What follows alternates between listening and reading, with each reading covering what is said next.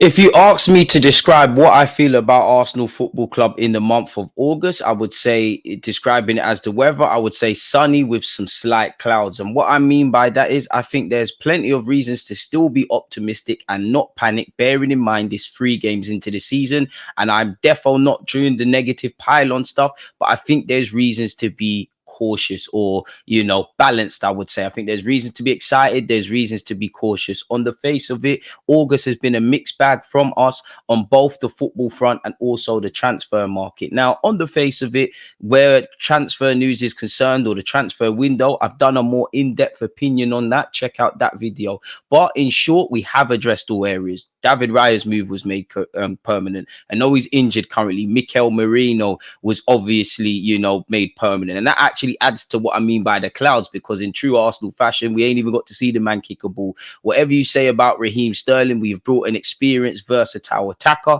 And I think everybody's excited about Ricardo Calafiori, especially with what we saw of him at Bologna, obviously in the Euros, and what we've seen in the cameos. So I do think we've got stronger squad, stronger 11 options. I don't necessarily think the squad. I think we've done well to, deal with the lemons life threw at us in the transfer market, but I don't feel we did everything that we could have, people. Where the football's concerned, it wouldn't be an Arsenal season without referees, people. And we've got it early doors. We've got referees, we've got transfer market opinions and depth opinions. We've got injuries. We've got it all, people. The ref did us dirty against Brighton, potentially controlling the variables that we can control. We had chances in either half to kill the game. Against Wolves, it wasn't pretty, it wasn't terrible, but we got the job done. Aston Villa, we got out of jail. Let's be brutally honest with that regards, people. But we got 3 points. On the face of it, 7 points from 9 for me in the first available games. I don't necessarily feel that is the baddest of things. Yes, 2 points dropped or a point gain, depending on where you look at the Brighton game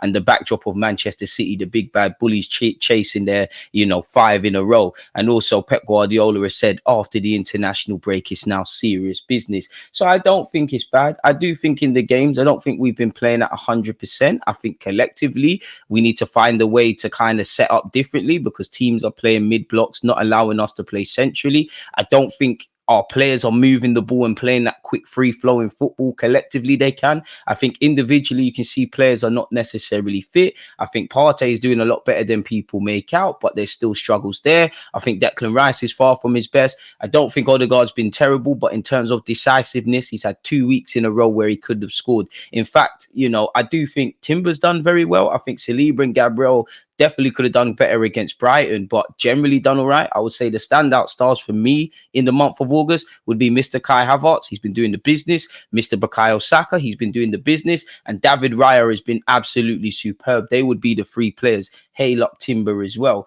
Of course, now with the red card that we suffered with Declan Rice, with the injury to Mikel Merino, the backdrop of Tomiyasu, Gabriel Jesus not being fully fit, and us just not necessarily believing we've got depth. It's a mixed bag where August is concerned for me. As I said, we got the job done against Wolves. We nicked it against Aston Villa. We were the villains against Villa. The referee was then the villain against Brighton, because it only looked to be like Brighton would be in it when it was 10 Arsenal men against 11 Brighton players, 12 if you include the referee. No disrespect to Brighton. I'm not asking us to be at our free-flowing best 3 games into the season. If this was 10 or so games into the Premier League, I'd be looking with a lot more concern, if I'm brutally honest. Of course, you've still got concerns on the left-hand side. Raheem Sterling's addition adds something to the mix, but Martinelli's not looked convincing. It's difficult to judge Trossard off of one start, but he didn't really convince against Brighton in his start after being the Superman off the bench against Aston Villa. Our net spend at the end of August, obviously, is more positive where transfer dealings are concerned, but it doesn't feel like we have enough depth, and nor did, for me, the transfer window feel like one in which we moved the needle and raised the ceiling of our side, although we raised the floor. We did also fail to get a number of first choice targets on the transfer front, and allegedly people at the club are unhappy with our scrambling around the goalkeeping situation. So heading into September, it could be better, it could be worse, but we know we've got Mikel Merino out until the next international break. Declan Rice has a 1-game ban. We hope Tomiyasu and Gabriel Jesus are fit. We hope individually and collectively we can get back to playing how we can, because again, it was 1 game a week at the start of it. After this international break that we find ourselves in, people, it's about to get real. You've got 2 games every week, 3 games every 10 days. You know, again, in and amongst the Spurs away trip and playing Manchester City, we've also got an away trip in the Champions League. So we're actually away from the Emirates.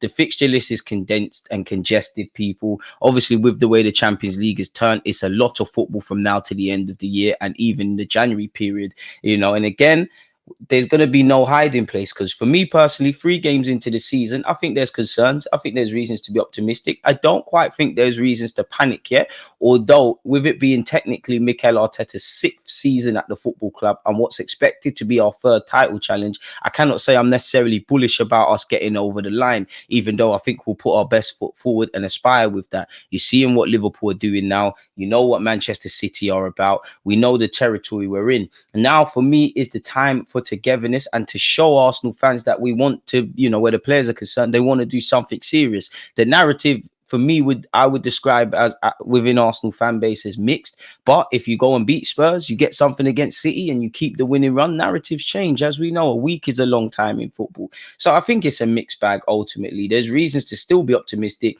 but I am cautious. As I said, there's no need to panic, but I cannot pretend that everything is rosy and great. It's a mixed bag. What we want to do with that, where we go from this, I don't know, people. And I am concerned about the depth. I don't really feel we've got the depth. You keep hearing me say that in this video.